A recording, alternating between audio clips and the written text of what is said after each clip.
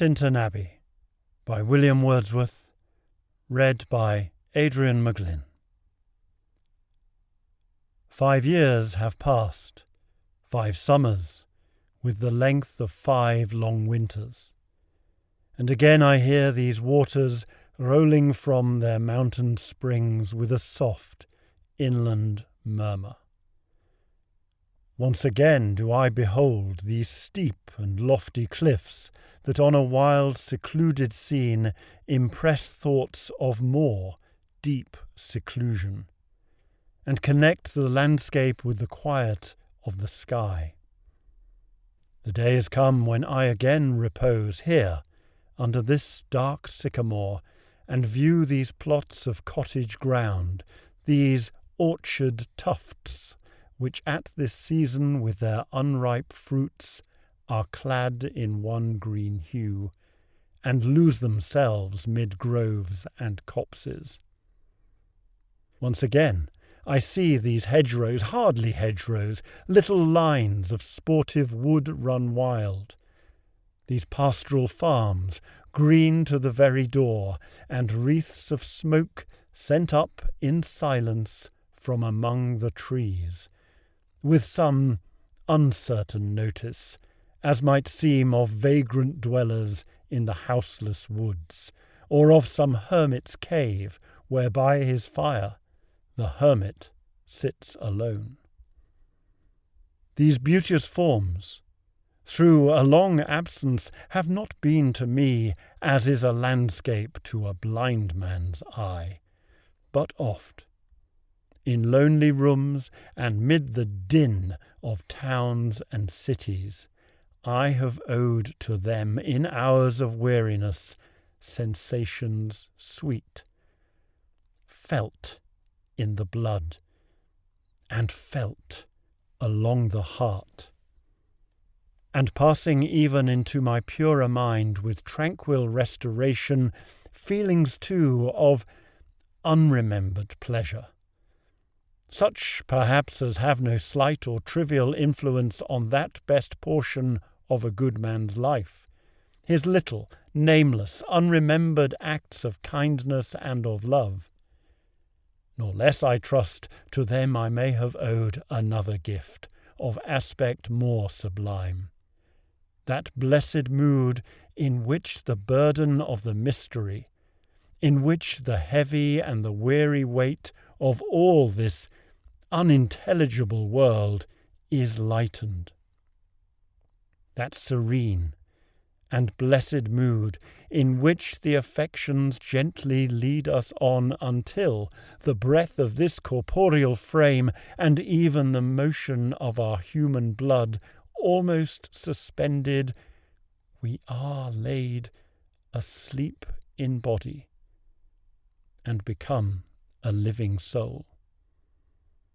while with an eye made quiet by the power of harmony and the deep power of joy, we see into the life of things. If this be but a vain belief, yet, oh, how oft in darkness and amid the many shapes of joyless daylight, when the fretful stir, unprofitable, and the fever of the world have hung upon the beatings of my heart, how oft in spirit have I turned to thee, O sylvan Wye! Thou wanderer through the woods, how often has my spirit turned to thee! And now,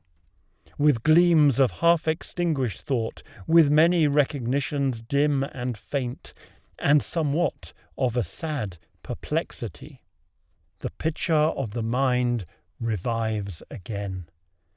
while here I stand, not only with the sense of present pleasure, but with pleasing thoughts that in this moment there is life and food for future years. And so I dare to hope, though changed no doubt from what I was when first I came among these hills, when, like a roe, I bounded o'er the mountains, by the sides of the deep rivers and the lonely streams, wherever nature led. More like a man flying from something that he dreads than one who sought the thing he loved. For nature then, the coarser pleasures of my boyish days and their glad animal movements all gone by, to me was all in all. I cannot paint what then I was. The sounding cataract haunted me like a passion. The tall rock, the mountain, and the deep and gloomy wood, their colours and their forms were then to me an appetite, a feeling, and a love that had no need of a remoter charm by thought supplied, nor any interest unborrowed from the eye. That time is past,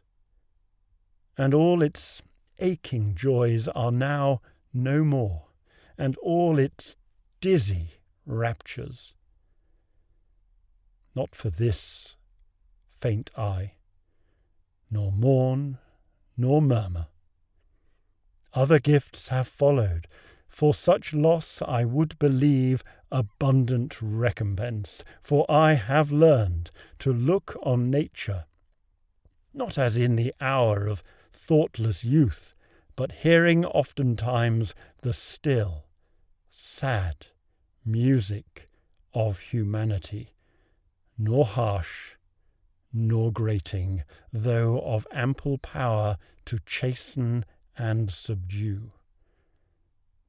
And I have felt a presence that disturbs me with the joy of elevated thoughts, a sense sublime of something far more deeply interfused, whose dwelling is the light of setting suns, and the round ocean, and the living air, and the blue sky, and in the mind of man, a motion and a spirit that impels all thinking things, all objects of all thought, and rolls through all things. Therefore, am I still a lover of the meadows and the woods and mountains, and of all that we behold from this green earth, of all the mighty world of eye and ear, both what they half create and what perceive, well pleased to recognize in nature and the language of the sense the anchor of my purest thoughts, the nurse, the guide, the guardian of my heart and soul, of all my moral being. Nor perchance, if I were not thus taught, should I the more suffer my genial spirits to decay. For thou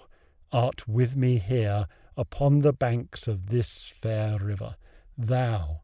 my dearest friend, my dear, dear friend, and in thy voice I catch the language of my former heart, and read my former pleasures in the shooting lights of thy wild eyes. Oh, yet a little while may I behold in thee what I was once, my dear, dear sister. And this prayer I make, knowing that nature never did betray the heart that loved her.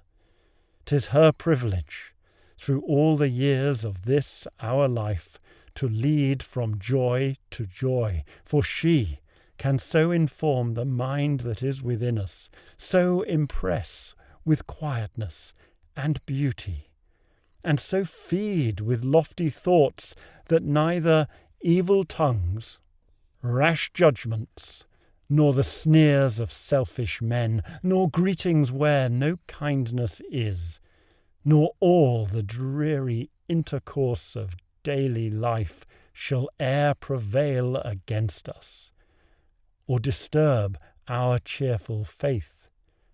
that all which we behold is full of blessings. Therefore, Let the moon shine on thee in thy solitary walk, and let the misty mountain winds be free to blow against thee, and, in after years, when these wild ecstasies shall be matured into a sober pleasure, when thy mind shall be a mansion for all lovely forms, thy memory be as a dwelling place for all sweet sounds and harmonies, then, if solitude or fear or pain or grief should be thy portion, with what healing thoughts of tender joy wilt thou remember me, and these my exhortations? Nor perchance, if I should be where I no more can hear thy voice, nor catch from thy wild eyes these gleams of past existence, wilt thou then forget that on the banks of this delightful stream we stood together, and that I, so long a worshipper of nature, hither came unwearied in that service? Rather say, with warmer love, oh, with far deeper zeal of holier love. Nor wilt thou then forget that after many wanderings, many years of absence, these steep woods and lofty cliffs, and this green, pastoral landscape were to me more dear both for themselves and for thy sake.